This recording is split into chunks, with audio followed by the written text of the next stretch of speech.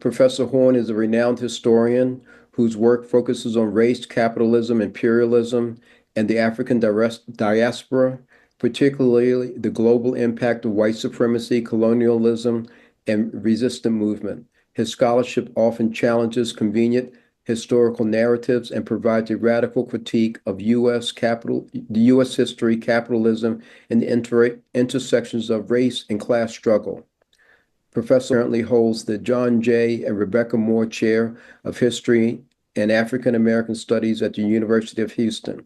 His academic credentials include a bachelor's degree from Princeton University, a Juris Doctorate from the University of California, Berkeley, and a Doctor of Philosophy and History at Columbia University. He has over 47 publications, over 100 scholarly reviews. Some of his most notable ones are The Counter-Revolution of 1776, The Apocalypse of Settler Colonialism, The Roots of Slavery, White Supremacy, Capitalism in the 17th Century, North America and the Caribbean, and Black and Brown African Americans and the Mexican Revolution, 1910 to 1920. So with that, Dr. Horne, what I wanted to first ask you about is what is the future of Black liberation, especially in this world of authoritarianism with Trumpism? Well, it's problematic at best, in part because of the process by which Jim Crow began to retreat in the 1950s, whereby the internationalists amongst us, led by the late great Paul Robeson, were tossed overboard, ignoring the lesson, that is to say, the leaders who accepted that Faustian bargain, ignoring the lesson that what had rescued us from slavery and Jim Crow in the first instance was precisely internationalism. And so we're faced with a real dilemma with regard to Trumpism. I take seriously the fact that he got 77 million votes. I think too many of our friends on the left make excuses, weak excuses, for the 77 million who voted for him. I heard a chap say the other day that when they voted for Trump, they thought they were voting for a reduction in the price of eggs. They did not necessarily expect mass layoffs, complicated relations with NATO allies, so-called, et cetera. I find that irresponsible, but it's typical of the kinds of excuses that are made for the Trump base, and also for folks on the left. It's rather extraordinary that they ignore the concept of settler colonialism. How else would you explain the system that befell North America some centuries ago with the uprooting of the indigenous population, not unlike what occurred in Australia, New Zealand, historic Palestine, Algeria, Kenya, South Africa? In fact, there's a prize-winning book, an edited collection on settler colonialism by a prize-winning scholar that deals with settler colonialism all over the world, except the United States of America. And so, it's just like, for example, to give another example, in Australia, left, right, and center, there's this process known as land acknowledgements, where spokespersons before audiences, before meetings or commence, they talk about whose land this originally was. Land acknowledgements are not even common on the left in the United States of America. And I think it has something to do with the overestimation of the so-called revolution of 1776. Now, we know that there has been an explosion of literature on 1776 by the late Tyler Stovall, one of the most garlanded historians in the profession. His book, White Freedom, the late Charles Mills, the former Northwestern philosopher, his book, Racial Contract, Ishmael Reed, the dean of Black intellectuals, and his spoof and send-up of the Disney come Broadway extravaganza Hamilton by Lin-Manuel Miranda, Raoul Peck, who might be the leading filmmaker on the left, although, of course, naturally, since he's Black, most people in the left in the United States have never heard of him, despite his really stirring docudrama, The Young Karl Marx, not to mention Lumumba. And of course, with regard to settler colonialism, his HBO special, Exterminate All the Brutes. Now, when I mention HBO, our sectarian friends on the left feel that's a way to discredit him. And of course, they don't, obviously, they haven't seen the young Karl Marx, for example. And of course, it's part of this underestimation of our struggle. I've heard folks say that DEI, diversity, equity, inclusion, is some sort of gift from the ruling class to divide the working class. In fact, you've had a leader of the New York-based weekly The Nation, not to mention a close comrade of Bernie Sanders, take that wrong-headed point of view. Instead of seeing DEI as a democratic demand coming from the grassroots to circumvent the class collaboration that inherits in settler colonialism. But because folks don't understand class collaboration, they don't understand settler colonialism, that leads them to these sorry capitulations to the most backward aspects of US culture. So the sum and substance is, what is the future for Black liberation? I would say right now, for me, it's unclear. What would you recommend we do? Well, organize, obviously, organize in the workplace, organize in your residences and for your renter in particular, organize on campuses if you're a student, for example, student unions, hook up with like-minded forces overseas. One of the contradictions of Mr. Trump's policies is that he's created a many antagonists, not least across the border in Canada, where we don't have, the left generally doesn't have adequate bilateral relations with, say, the New Democratic Party, which is a socialist-oriented party that rules a good deal of this northern neighbor. So what needs to be done is obvious. Should Blacks organize among themselves, or should we organize across racial lines? Well, I think we should do both. I mean, for example, in September 2025, there's a meeting of the African Union having a face-to-face summit in Addis Ababa, Ethiopia, with the Caribbean community, CARICOM, Jamaica, Barbados, etc. Heads of government, heads of state will be present. It's a very important meeting. The African Union has a special slot for Africans in the diaspora.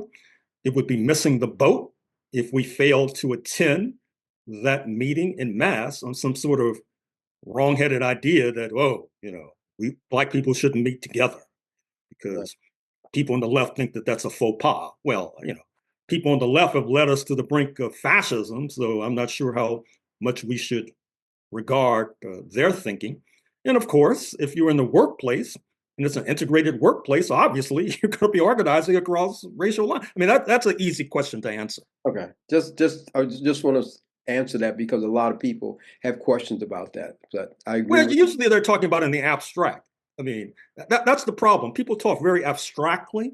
They don't talk concretely, say about African Union CARICOM meeting at this place with representatives from the diaspora invited. They just speak abstractly. Oh, Black people organizing amongst themselves is separatism. I mean, please, let's move on. Can you talk about the origins of white supremacy versus the invention of the white race versus racial oppression? Are they connected? Are they separate issues? And I'm sort of asking this rhetorically. Well, I think that they're connected ultimately. I think that all of these different tropes seek to answer the question on how and why it was that at a certain point in history, Europeans descended upon this continent and uprooted the indigenous population, generally liquidated the indigenous population, and then began to import enslaved Africans across the Atlantic to work for free. Now, as I tell the story in my book on the 16th century, it has a lot to do with religion. That is to say, 1492 was followed by 1517 and the secession of Martin Luther from the Vatican, from the Catholic Church, taking London by storm by the 1530s, leading to a round robin of religious sectarian conflicts, London almost being toppled by His Catholic Majesty in the 1580s, London wanting to get in on the colonial feasts inaugurated by His Catholic Majesty in the Caribbean shortly after Columbus's voyage, having not the sufficient numbers to contest the Catholics. They're the Protestants are the scrappy underdogs. So they move to incorporate those with whom they had been warring, the Irish, the Scots, the Welsh, into this new identity politics of whiteness. Interestingly enough, some of our so-called friends on the left, they oftentimes invoke the term identity politics as a way to defame the Black liberation movement and the struggle of the descendants of the unpaid sector of the working class. That's identity politics, not the construction of whiteness, for example, not Zionism, for example, a system based upon an exclusive ethno-religious descriptor. In any case, back to the thread, whiteness eventually is expanded to include others who had been warring on the shores of Europe. That is to say, British versus German, German versus Pole, Pole versus Russian, Baltics versus Russian, Serb versus Croat. The list is endless. Magically, once they cross the Atlantic, they're rebranded as, quote, white, unquote. The system is so elastic, or to put it another way, the system is so desperate to recruit those to combat the indigenous and uproot them from their land that ultimately they include the melanin deficient who are Christians from Lebanon, from Egypt, etc. So that's my take on the construction of white supremacy. Of course, my take in my book goes back to the Crusades 1100 years ago, but of course, one could probably go back earlier than that. Interesting. Can you say a little bit more about the Crusades and possibly going back a little further? Well, the Crusades, that is to say, this attempt by Western European Christendom to reclaim what they call the Holy Land from the Muslims, leads to centuries of conflict between Muslims and Christians. And in fact, when Christopher Columbus sails in 1492, this is in the wake of the ultimate expulsion of Muslim rule from the Iberian Peninsula, Spain in particular. At the same time, the Catholics in Spain are moving towards the Inquisition, that is to say, torturing and killing the Jewish minority until and unless they convert. And there's evidence to suggest that there were Jewish people fleeing on Columbus's vessels when he was sailing in 1492. Now, of course, you may be familiar with the work of the late Howard University classicist Frank Snowden, the book Before Color Prejudice, where he suggests that this anti-Blackness that lies close to the root of white supremacy is a relatively recent invention. Others are not necessarily in accord with that particular thesis, but in any case, I mentioned the Crusades and the conflicts between Muslims and Christians in particular, because as I say in my 16th century book, and it's important to say that what I'm talking about, I've written about. So go back and look at what I've written. Don't just listen to what I have to say and reject it or accept it. Go back and look at it, check the sources, check the footnotes if you're serious. And what I argue is that in some ways, what happens, particularly if you look at the Jewish population of England, which is expelled in the late 13th century, by the 16th century, you see the kinds of negative tropes that had once been applied to the Jewish minority or transferred to Black people, for example, in terms of supposedly having tails, supposedly having a special odor, banning intermarriage, etc.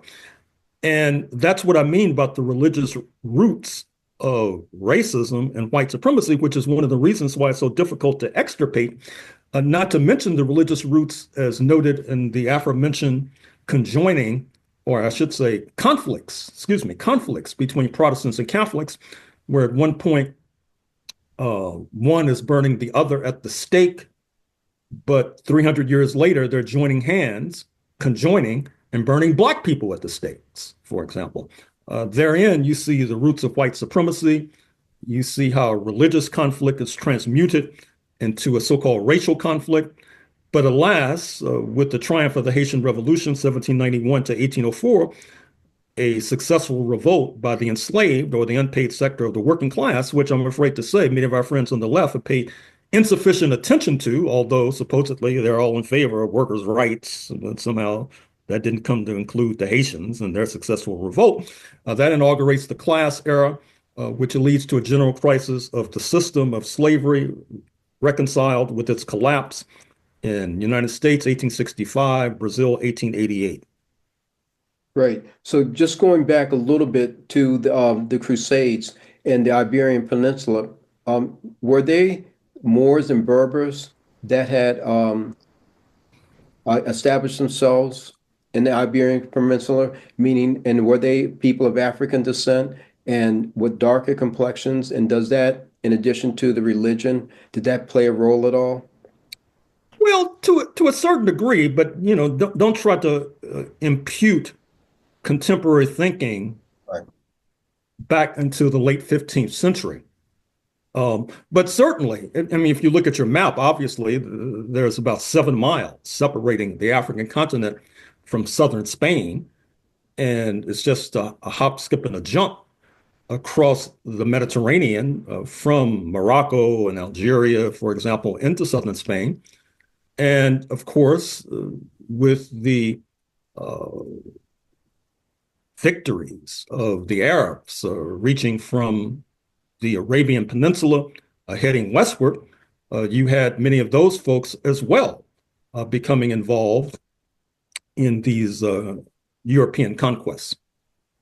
Got it. And so the other point before I move on to the future, can you talk about the Irish and how they were oppressed and how this model that we have, this settler colonial model, is just a social construct. It's a tool of the ruling class to to use power, and that they have various tools, like what they've done in India is different than what they've done in America. But what's done in America was very similar to what was done in Ireland. Well, Ireland's often spoken of as England's first colony. The conflicts stretch back centuries, some would say 800 years, and the conflicts continue to this very day, albeit in a muted fashion, muted compared to what was happening at the apex of this conflict.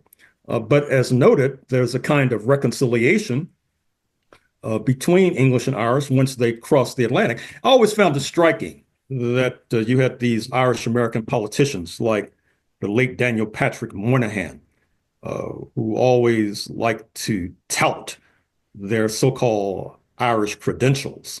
And at the same time, they were big-time anti-Black racists, particularly Daniel Patrick Moynihan, the former senior senator from the state of New York.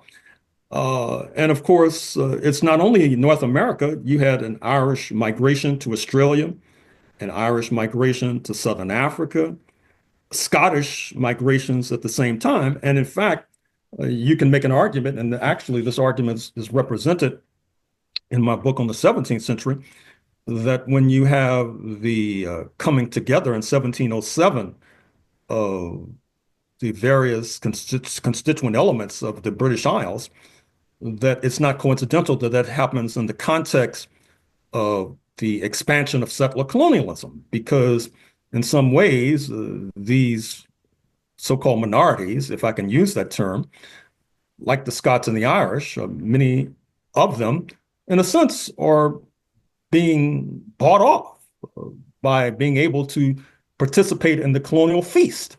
That is to say, the colonial feast in North America. The research in the United States, I don't think has been adequate insofar as plumbing the ethnic roots of many of the so-called founding fathers of the United States of America, in terms of were there roots in Ireland, were there roots in England, were there roots in Scotland, for example. This helps to underscore the point that many of us make, that some on the left refuse to engage, which is that history is an ongoing debate. I get the idea that some people on the left see history not as an ongoing debate, but as spouting settled postulates. And then if you contradict those settled postulates by digging up new evidence or coming across new perspectives, it can lead to your being called a fascist, for example, which is one of the descriptors I just saw recently applied to myself. Wow. Wow, wow. And can you talk about racism as being a core or fundamental piece of capitalism and how that's started and how that's being used today? Many of us talk about capitalism, but we sort of don't include the race part as being an integral component of it. Well, as I tell the story, and once again, it's embedded in my 17th century book, and it's also reflected in the works of the Nigerian scholar Joseph Inakori of University of Rochester, and embedded in the work of the late Caribbean scholars Walter Rodney and Eric Williams. Eric Williams, Capitalism and Slavery. Walter Rodney's How Europe Underdeveloped Africa. As I tell the story, what happens is that at a certain point, you have a beheading of the monarchy in London, which is taking place at the same time that their successors, led by Oliver Cromwell, or ousting the Spanish from Jamaica. And at the same time, in Brazil, you see another Protestant power, speaking of the Dutch, being ousted from their temporary sojourn in Brazil, with the Portuguese Catholics making a comeback in their colony. And what happens is that many of those who had been in Brazil, who happened to be Jewish, by the way, who had been involved in sugar production in Brazil, flee en masse to Jamaica, because, as noted, with this concept of whiteness, the Protestants, the scrappy underdogs, were able to incorporate many of those who happened to be Jewish, even though, as I said, with regard to London, they'd expelled the Jewish population centuries earlier. With those folks migrating to Jamaica, you have the rise of the sugar boom, so-called, which leads to fabulous wealth, because sugar is seen not only as a way to sweeten one's tea, but as a kind of miracle drug, creating enormous wealth that's then poured into shipbuilding, which is used to transport more Africans across the Atlantic, more settlers across the Atlantic, producing a working class of shipyard workers, leading to this circle devoid of virtue, involving production of great amounts of wealth being poured into production. And therein you begin to see the seeds of capitalism. And I should mention, of course, that in my book further, I talk about how that leads inevitably to an expansion of the African slave trade with the rise of the Royal African Company in the 1670s. And then the bourgeois, or the merchant class, I should say, make another comeback in the 1680s, because recall that Oliver Cromwell's tenure was rather short-lived, and the monarchs make a comeback. And then by the 1680s, their wings are clipped, uh, creating this present monarchy where they have incredible wealth, but are not necessarily ruling, speaking of today's King Charles. And what happens is that the Royal African Company, which had been under the thumb of the monarch, uh, you have that disrupted with the era that I call in my book free trade in Africans. That is to say, with merchants entering the African slave trade in great numbers, with return on investment of an eye-watering 1,700% in some cases, which creates more wealth, involving more enslavement of Africans, more ships, etc., in this circle devoid of virtue. And therein you begin to see the rise of capitalism. You begin to see also the rise of slave revolts, particularly in the Caribbean, which, as I tell the story, leads to the Great Trek from the Caribbean to the North American mainland up until about 1750. London sees the Caribbean as more valuable than the North American mainland, and even after 1750, for that matter. And of course, coming to the mainland brings no surcease. There's still slave revolts. 1712, New York City; 1739, South Carolina; 1741, New York City. Of course, the settlers try to do an end run around this process by establishing a so-called all-white colony in Georgia in 1733. But alas, that doesn't work because it basically imports class contradictions between and amongst Europeans across the Atlantic. These settlements were supposed to be a way to circumvent class contradictions, not recreate them in the new world, so to speak. And not to mention the fact that South Carolina borders Georgia, and many of the settlers were slyly importing African labor, even though they were not supposed to be doing so. And ultimately, of course, we know the story since per the 2010 census, Georgia had more Black people than any other state in the USA. So obviously, uh, creating the all-white colony did not work, so to speak. But in any case, this leads to an attempt by Spain in the south and Florida, the French in the north and Quebec to overthrow the rule of London in the so-called colonies. But that leads to the so-called 7 Years' War, 1756 to 1763, where London is able to deliver a knockout blow to the French in Quebec and to the Spanish in Florida. But then this is where the traditional narrative kicks in, and also usually where our friends on the left arrive on the scene. I mean, you know, they're not too conversant with any history before 1756. That seems to be the starting point. That's where they pick up the story. With the 7 Years' War, then the English or the Londoners asked for more taxes. The settlers, as they are today, don't like to pay taxes. I guess they're too accustomed to people working for free on their behalf. And that plants the seeds of a revolt, helped along by the fact of the so-called proclamation line, where London expresses displeasure at continuing to move west, attacking Native American nations, and so that land speculators like George Washington can prevail. In my fall 2025 book, The Capital of Slavery, Washington, D.C., 1800 to 1865, I'm able to get a peek at the last will and testament of George Washington, which I quote at length. And you won't believe the amount of land that this one guy controlled. For example, I mean, he makes Donald Trump look like a piker by way of comparison. His lineal descendant in more ways than one, or his lineal ancestor in more ways than one, to put it another way. In any case, that and increasing reliance on Black troops in the British Empire. You might be familiar with this Denzel Washington movie made early in his career. I think it's called For Queen and Country, where he plays a Black soldier in the red coat, for example. It's worth seeing.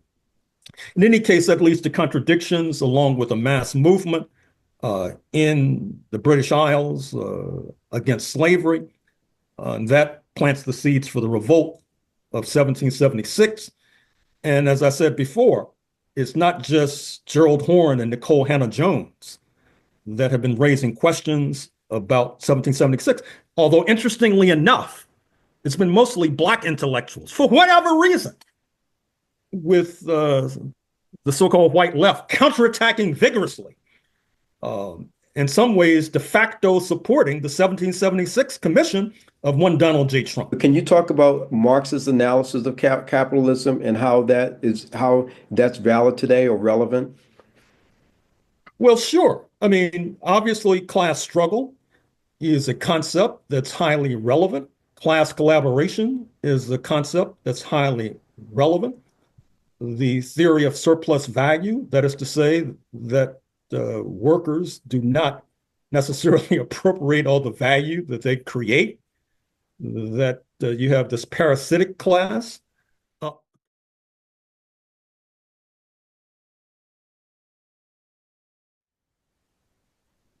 Okay, So great. I wish Noam Chomsky well. I understand he could be in better health. Obviously, he's made significant contributions to intellectual discourse in this country, anti-war opposition during the zenith of the tragic and genocidal war in Indochina.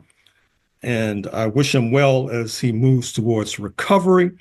With regard to the music industry, you know that I did a book Jazz and Justice, which implicates the role of organized crime in the rise of this new music, which by many accounts has its roots in New Orleans in the late 19th century as a result of the post-Civil War dispensation, whereby the Union soldiers leave instruments behind that are picked up by the formerly enslaved population, with New Orleans also having a pre-Civil War history of a thriving music culture of various sorts, and these various streams and strands integrated with African percussion brought across the Atlantic by the enslaved that helps to create a new music that initially is associated with bordello culture. And then at a certain point, around the time of World War I, there is an attack on bordello culture, and you see a diaspora of musicians moving to various sites, including St. Louis, up the Mississippi River, and then westward to Kansas City, eastward to Chicago. That's the traditional story. Although, like most historical accounts, here's another word to our friends on the left, that history is not necessarily settled postulates, as some would like to think. In other words, part of the reason we tell this New Orleans-centric story is that archivists and interviewers at Tulane University at a certain point began to interview Black musicians in New Orleans, and that's how they got that New Orleans-centric story. You have folks now in the city of Memphis, also on the Mississippi River, who would like to tell a different story about Memphis being the seedbed of this music, but not having a university like Tulane with oral historians and interviewers and archivists taking down the stories of the musicians, for example. St. Louis also makes a similar claim, for example. But New Orleans has the advantage in the sense that it's close to the Caribbean. We already know that there's a Caribbean stream into the creation of this new music. There is a Mexican stream, and of course, New Orleans is closer to Mexico, and particularly Veracruz and Tampico than Memphis or St. Louis. But the bordello culture aforementioned is heavily tied to organized crime, which gets in on the ground floor of this new music. You know that I also wrote books about boxing and the film industry, and organized crime is also essential to those two popular culture branches of the United States of America. And if I could interject for 1 second, can you also add how drugs and heroin and cocaine, follow this narrative of music and organized crime as you continue? But that's particularly the case post-World War II. As you know, during World War II, U.S. Collaborates with post-1945 fascists and fascist elements in Italy in particular. And that leads to a kind of devil's bargain as they begin to accelerate the exporting of drugs into the United States, particularly into Black communities. And oftentimes you have unscrupulous record producers and record company executives who intentionally try to hook, if you like, musicians on drugs because then they don't have to pay them as much, for example. And then it spreads like wildfire through various communities, for example. You have a similar phenomenon in the boxing industry as well, with the rise of organized crime. And of course, as aforementioned, the film industry. Do you want to talk about gangster rap? And is there any complicity between the government and the CIA bringing drugs into Black community? Well, as I said, you have organized crime being an essential element of capitalism in the United States of America. To a certain extent, you could see the slave trade as an early expression of organized crime, because when the United States takes over the captaining of the slave trade, it's mostly against the law, for example. In the United States, for example, it's against the law circa 1808 or so. Although we know, as I point out in my book on Brazil, the Deepest South, that U.S. nationals were in the forefront of enslaving Africans in Angola and dragging them to Brazil, dragging them to Cuba. So organized crime, and of course, I will not object if you allege that capitalism itself is a form of organized crime, but organized crime and gangsters have been essential to the political economy of capitalism, particularly sinking its claws into the flesh of major cities, New York and Los Angeles and Chicago in particular. And part of the contradiction is that this is a kind of class mobility for those who oftentimes were on the bottom rungs of whiteness. I'm thinking of the Italian American community, for example, which was subject to lynching in New Orleans in the 1890s, the Jewish American community, the Irish American community, and of course, there have been films devoted to their ascension in the ranks of organized crime, State of Grace with Sean Penn, for example. And so this also operates as a kind of class mobility because in a generation or two, you see these organized crime families migrate into so-called respectable capitalism. If you look at the Bronfman family, which was involved in bootleg liquor when there was prohibition, and then migrates into the film industry, migrates into DuPont Chemical, for example. The family is still with us, playing a central role in the political economy, not only of capitalism, but interestingly enough, of the Zionist movement as well.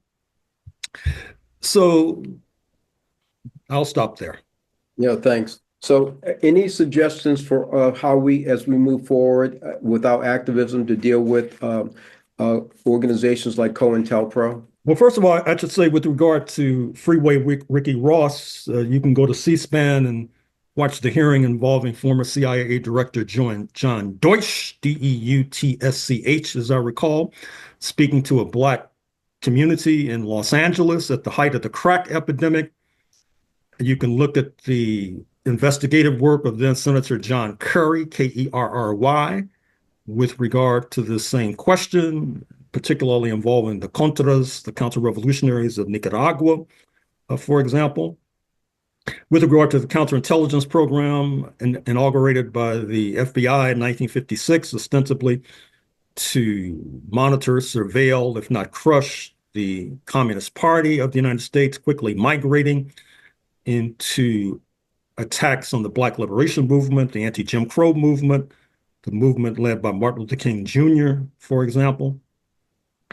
How to combat it? Well, I'll return to first principles, which is that given the oftentimes adverse correlation of forces that Black people face in the United States of America, we have to internationalize our struggle if we plan to make progress, if we plan to make advances. And if we don't internationalize our struggle, it seems to me that we're handicapping ourselves. Gotcha. So, listen, you've taken more than enough time, and I definitely appreciate it. Is there anything you'd like to tell the audience that we haven't talked about? I think we covered the waterfront. I think we covered everything. This is like so rich. I'm so grateful. So, I'll be in touch with you, and as soon as I get this edited, and I'll send it over. And again, anything you need, just let me know. Thank you. Thank you so much. Good luck. Take care. Bye.